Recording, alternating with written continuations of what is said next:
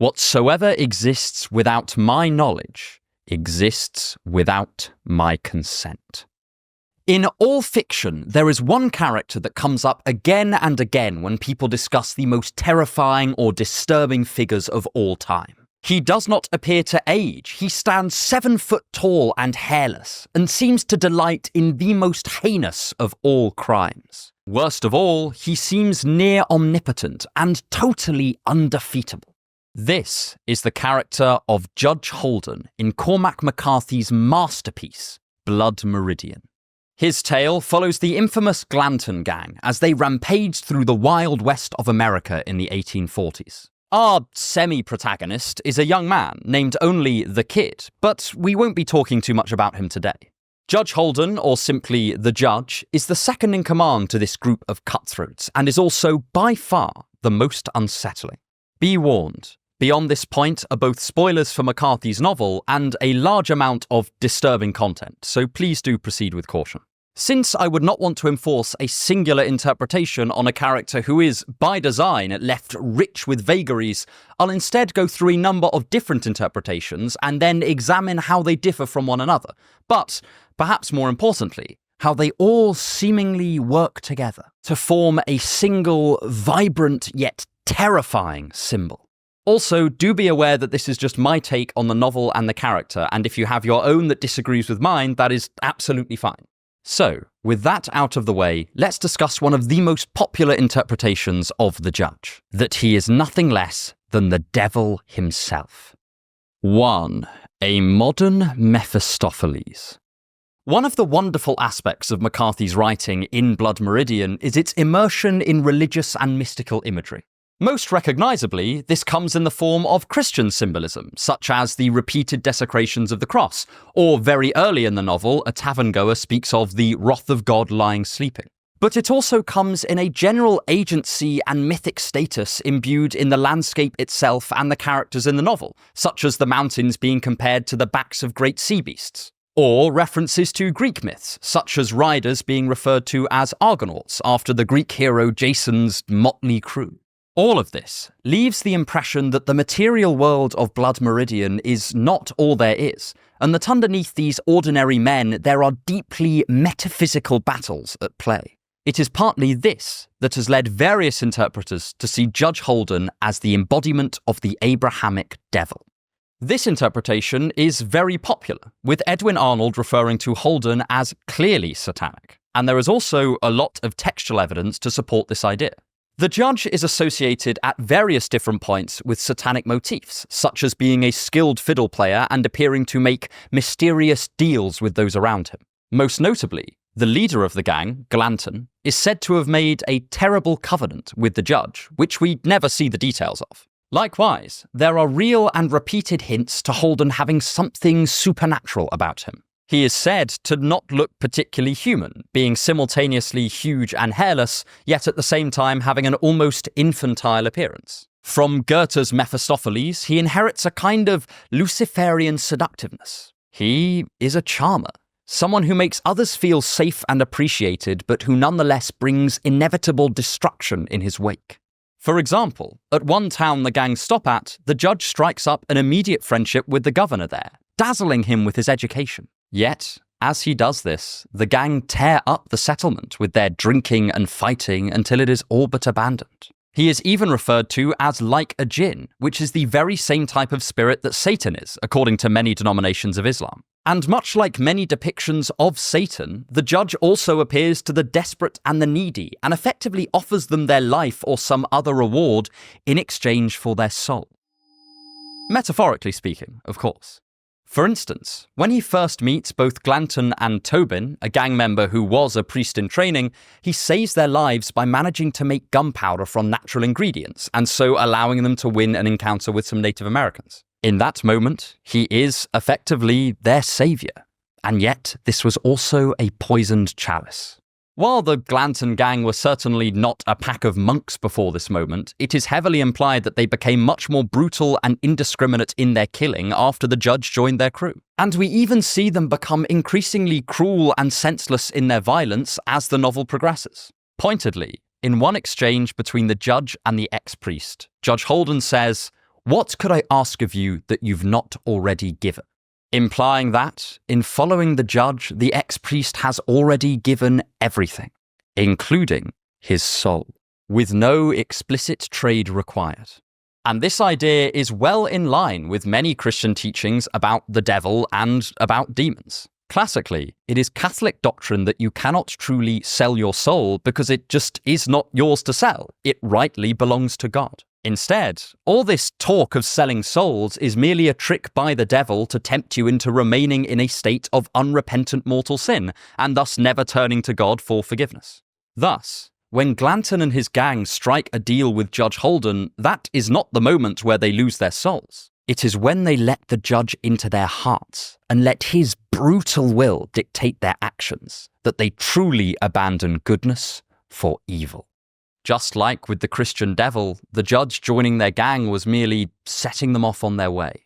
Interestingly, the judge also displays the qualities of the devil as a would-be usurper of God. This is even clear in his very name, the judge. According to Christian tradition, there just are no ultimate judges except for the Son, who will come to judge the quick and the dead on the day of judgment. All other rightful judgments are pragmatic or merely derived from his will. For example, St. Thomas Aquinas says that when a human judge condemns a man to death, this is mainly to protect the common good. Any absolute moral authority of the judgment is only derived through acting in accordance with God's will, since God does desire the common good. Thus, when Holden elects himself a judge, this is very similar to the original crime of Lucifer, who, in Milton's Paradise Lost, was depicted as leading a rebellion against God in an attempt to supplant him. To, in effect, become ruler and judge in his place. Of course, the judge's wish to corrupt other people also corroborates this satanic interpretation. If, as many choose to, you identify the devil with the serpent in the Garden of Eden, then Satan's primary wish is to pervert God's creation and to introduce what is evil into God's good world through human free will. We see this in the New Testament during Christ's trials in the desert, where the devil attempts to corrupt even the Son of God. And just like how in these stories, Satan often attempts to do this by appealing to mankind's ability to reject the moral code of God and so follow their own path, the judge rejects moral codes altogether, paraphrasing Heraclitus and saying that the only real truth is that war is God. In other words, to dismiss any idea of a higher law in favor of personal material power. The judge's strategy reminds me a little bit of this famous line from the book of Isaiah. Woe unto them that call evil good and good evil, that put darkness for light and light for darkness. It's also worth noting that the judge specifically targets children for his crimes, in line with the satanic aim of defiling anything innocent. He is drawn to a severely mentally disabled adult for the same reason. These are the people you could most plausibly say are not yet corrupted, the closest thing to Adam and Eve before their fall. Under a satanic reading of the judge, it makes perfect sense that he would want to particularly pervert this aspect of God's creation, one that Christ himself singled out for specific protection. However, despite all of this, there is another supernaturalist interpretation of the judge that is related to this one, but is perhaps a little bit more complex. And this treats the judge not as the devil, but as a servant of the dreaded Gnostic demiurge. If you want to help me make more videos like this, then please consider becoming one of my wonderful patrons. You'll have my eternal gratitude and get access to very occasional exclusive content. The link is in the description. 2. The Gnostic Gospel of Cormac. Gnosticism is perhaps one of the most fascinating religious ideas in history. It has been at various times a form of Christianity, a heretical teaching, and a synchronist mishmash of various beliefs from Zoroastrianism, the Bible, and much more. But if we were to really simplify things, the general thrust of Gnosticism is this. The material world was not created by a good god, but by a demiurge, who was either ignorant or outright malicious. And our goal as humans should be to escape from this world via knowledge of the true, immaterial, and good God. This knowledge is referred to as gnosis, hence Gnosticism. Obviously, I am skimming over a whole lot of detail here, and different Gnostics differed widely on the details of their beliefs, but, you get the picture. And applying a Gnostic lens to Blood Meridian was pioneered by Leo Doherty and later refined by Petra Mundik, and I'll be drawing from their work a lot in this section. Mundik points out the same agency McCarthy gives to the world that we looked at in the last section, but claims McCarthy specifically describes a world that is semi-agentially evil. Everything from the mountains to the sun are described as not just harmful, but sort of malevolent. We can again think of the mountains as the backs of great beasts, perhaps even the biblical Leviathan, and also the repeated negative descriptions of the sun's heat and the barrenness of the desert, which are again put in semi-agential terms. Mundik also observes that the world of Blood Meridian is itself a world of mirages and hallucinations, as our protagonist, the kid, often does see illusions in various states of delirium, including one where he sees the judge standing before him. This idea of the world as illusory is also very much in line with these Gnostic teachings, as is the judge's depiction as a purveyor of counterfeit coins, which is how the kid sees him in his visions. As Mundik's paper says, being the judge of counterfeit currency stands in for being the judge of a counterfeit reality. It is also worth pointing out that the judge is one of the only people in the book that actually seems satisfied with their world. Whereas others spend their time in fear or anxiety or anger, he remains strangely serene. While the others' emotions rebel against the brutal state of the world, even as they take part in it, the judge is the only one who is not in any kind of turmoil. He is not angry, nor conflicted, nor troubled. He simply sits like a dark mirror of a bodhisattva, preaching his gospel of brutality to whomever will listen. Mundik also talks about the Gnostic idea that despite living in a fallen world, there is a spark of immaterial, genuine divinity in all of us that maintains our connection to the higher reality. We can see this in the tiny acts of kindness that glimmer through the novel. Most obviously, there is the kindness shown by some local women to this severely mentally disabled adult, where they clean him up, get him some clothes, and generally are the only people to treat him with dignity. Another example is the kid's passive resistance to the gang's more violent acts. He often subtly refuses to partake in them, or partake in them fully, and so in some small way rejects the bargain offered by the judge.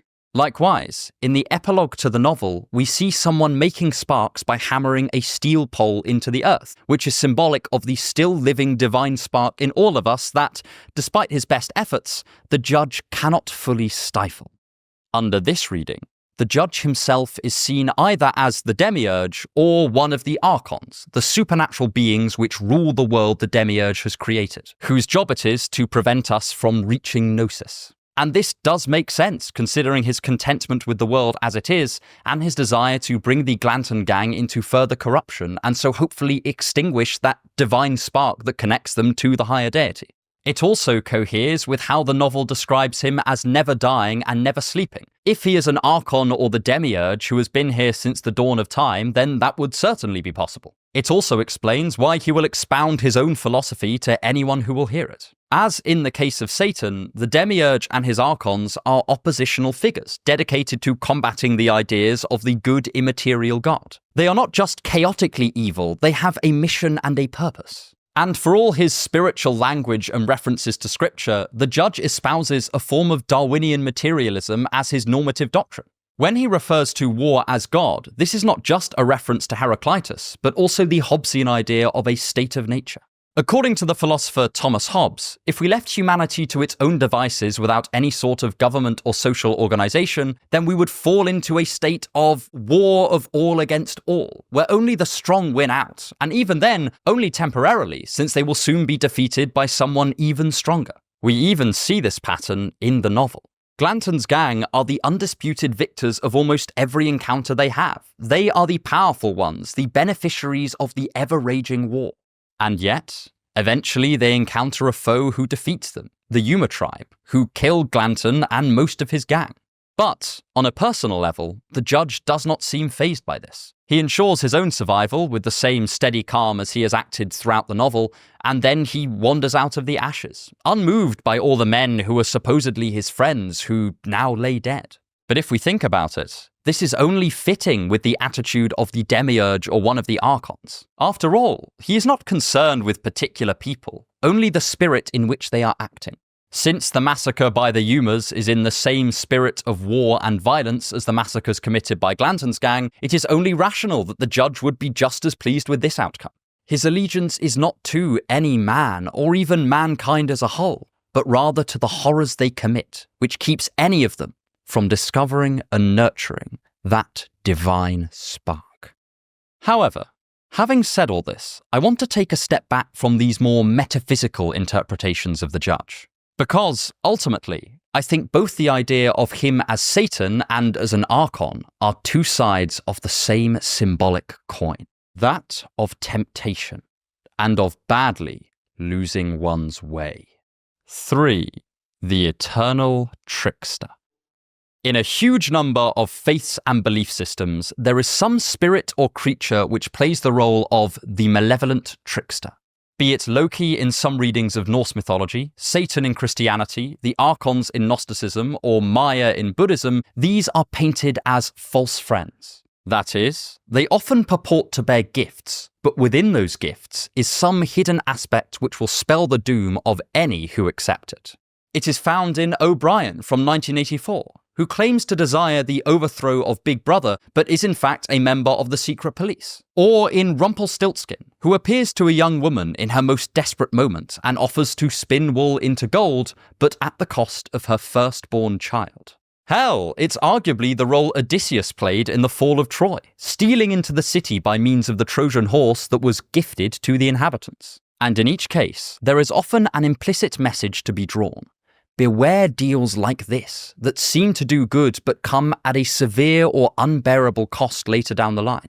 Or, to put a more psychological spin on it, beware the aspects of yourself that would be tempted to accept a deal like this. I would posit that what both the satanic and the archontic interpretations of the judge have in common is this psychological role of the tempter or the false shepherd. In other words, in his philosophy and his approach to life, he offers up a gift to our worst instincts, and yet hides the terrible cost this gift will entail. Luckily, we have already gone over much of the evidence for this interpretation in the previous two sections. There is the explicit deal he strikes with Glanton, the implicit one he strikes with anyone else who joins the crew, and his alluring might makes right philosophy. But I do think it goes much deeper than this. First, let's look at what the judge embodies. He is our worst instincts stretched to their extreme in every direction. On the one hand, he is every kind of base cruelty. He defiles the bare skin of the innocent and destroys whatever he comes across after noting it down in his little book. He is lust and avarice and greed. And yet, he is also every refined brutality. He has the intelligence, wit, and cunning to worm his way into people's hearts and minds, to get away with anything he does. He is the evil of the wastes and the evil of civilization. He is what would happen if not just the evil wishes of one individual, but the evil wishes of every man, woman, and child on the planet came to life. But, on the other hand, he is not quite human, so he manages to make this last. While I hope that very few people would want to be him, he does stand in for a tempting idea. What if you could do every horrible or selfish thing you had ever wanted? Every angry or vengeful thought that flitted past your mind for a moment? Every act of spite or resentment that you temporarily conjured up before your envious eyes and yet somehow get away with it all? And not just get away with it, but remain completely untroubled by any consideration of conscience. This is partly the judge's deal. He promises power. And not just any power, but power of the most extreme sort, over life and death. Rather than having to fear the Reaper, you would have it on your side. It is no wonder that Glanton, who sees himself as desiring supreme freedom, would fall for this deal. This is one of the chief clauses in the judge's false bargain. To master death by becoming its ally, as if it will not one day come for you.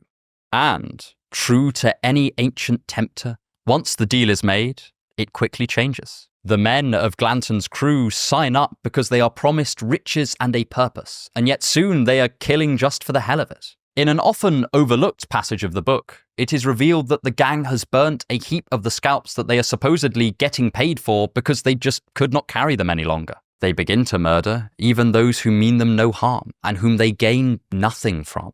The evil that started as a means to an end became an end in itself. In effect, this is the promise that our own worst natures often make to us as well. When we are deep in the quagmire of our anger, our resentment, and our hate, what does our mind whisper to us? It tells us of the uselessness of our fragile moral code, how it never gets anything done, how we should discard it and pursue our own selfish aims instead, how we do not need anyone else, do not care for anyone else, and why should we? They never did anything for us, and we won't do anything for them either.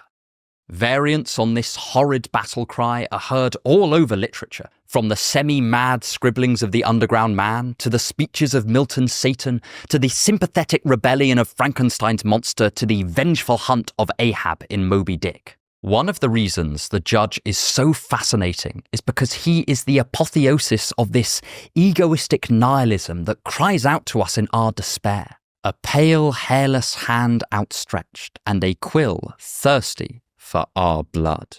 But, of course, it is a false steal. It is a false steal in Blood Meridian, and it is a false steal in real life. Just as the Judge's siren song leads the Glanton gang to their brutal death, it leads us to a spiral of aggression and antisociality that ensures our permanent misery.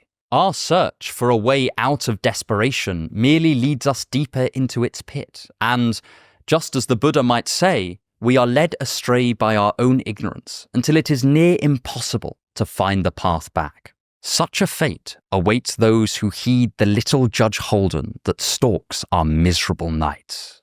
Ironically, the only member of the Glanton gang that the Judge himself kills is the kid, whom he murders in the final few pages of the novel. This is often interpreted as Judge Holden's final victory, and it is followed by a celebratory dance where he declares his immortality.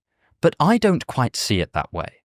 The kid may have been the physical victim of the Judge, but to hear Holden tell it, he is also the only person who never gave himself fully to the gang and thus to the Judge's dark deal.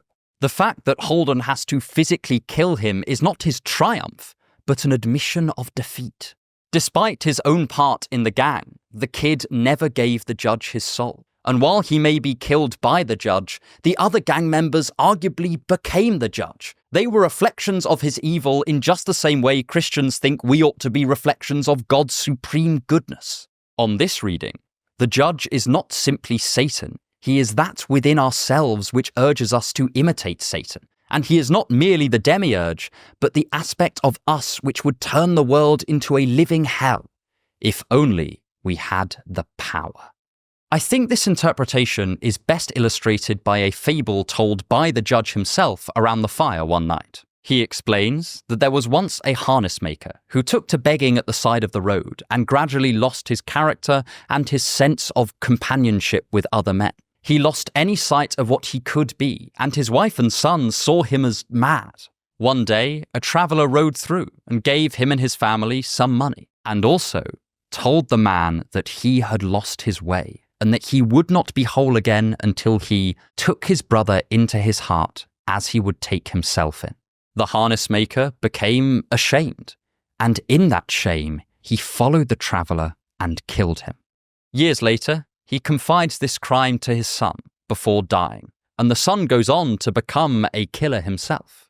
This story nested in Blood Meridian is in turn subject to several interpretations, but I like to think of it as emblematic of the choice the Judge offers to those he comes across, and, by extension, the choice he gives to us. Will we take into our heart that which can make us better, that which teaches us what we can be? Or will we murder it in cold blood and ensure that our own future is nothing but more death and more destruction?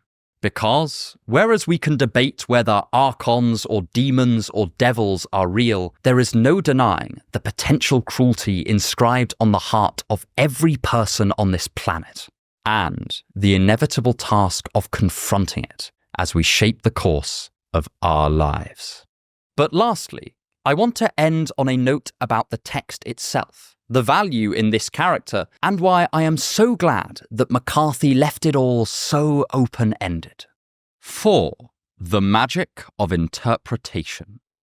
When we have a character like the Judge, who has so many differing interpretations and who has captured the imagination of so many people, it does raise an inevitable question. What is the ultimate point of a character like this? Why should we bother asking whether he is the devil or the demiurge or an archon or the spirit of temptation? What does that matter for us? And this question, in various guises, is one I get quite often on this channel. I spend an awful lot of time interpreting literature through a philosophical lens, and there is the issue of how can these stories teach us things? After all, in non-fiction, there is a pretty straightforward epistemic route from the text to new knowledge in our minds. When Daniel Kahneman uses his decorated background in cognitive science to tell us the holes in our thinking, he has a lot of studies to back that up. He is putting forward an unmysterious, verifiable premise and then verifying it. How does learning through fiction come into any of this? It is a totally fair question, and I actually think that the figure of the Judge can provide us with a few speculative answers. The first is that the way we emotionally react to a character can teach us something about ourselves. One reason Judge Holden is such a figure of fascination is because of the strong reactions he evokes. Depending on who you are, you might be ever so slightly envious of his cleverness, charm, and raw power, and yet also disgusted by the way that he chooses to use this power. You might find him simply disturbing, or recognize some of your most destructive and despairing impulses in his nihilistic outlook. A character like the Judge is arguably valuable because he can reflect the depths to which humanity is capable of falling, and this is a pretty important lesson. Whereas the question of how to live a good life occupies an awful lot of philosophical attention, it is arguably just as vital to avoid becoming a monster. And the negative lessons taught by Judge Holden are helpful in this pretty important way. Secondly, while Judge Holden, as depicted in McCarthy's book, does not by itself make statements about the real world true, it does reflect genuine empirical facts in a vivid and emotionally resonant way. While there is no way of knowing if the historical Judge Holden committed all the acts his fictional namesake did, there is no denying the depravity that we humans generally can enact. As many people before me have pointed out, McCarthy conducted extensive research into the kinds of brutality that were so prevalent in this area of America during this period, and he based the cruelty of the Glanton Gang, and of Judge Holden in particular, on this brutality. But by creating a figure who is not just reflective of that cruelty, but embodies and delights in it in a way that makes our consciences curdle, McCarthy condenses down the scale of the brutality, meaning that it does not just become a statistic to us, but maintains the emotional verisimilitude that makes the overarching truth of the bare unpleasantness of a lawless wasteland stick in our minds. And encourages what I think is perhaps the most important ingredient to learning from fiction: reflection. It is a strange thing reading a novel. There is an unbridgeable gap between the author and the reader that I personally find fascinating. When McCarthy writes a given sentence, I will picture something in my mind, without any confirmation as to how similar this image is to what McCarthy himself was picturing when he penned that line. And this goes doubly so for McCarthy's writing style here, because it manages to be both rich in symbolism, yet also leave the precise meaning of the text vague enough that you have to sort of complete it in your head. It's the same reason many people find value in reading the writings of mystics or Buddhist koans. I think that, ideally, the imprecision is not a bug here, but a feature. In the attempt to bridge the gap and fill in the blanks left by the text, it both encourages us to train certain mental muscles and further reflect and build upon the themes of the book.